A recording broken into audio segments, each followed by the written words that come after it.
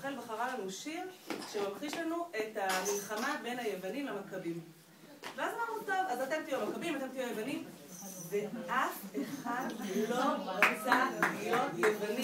וגם של צדיקים. ממש, הם ממש לא הסכימו.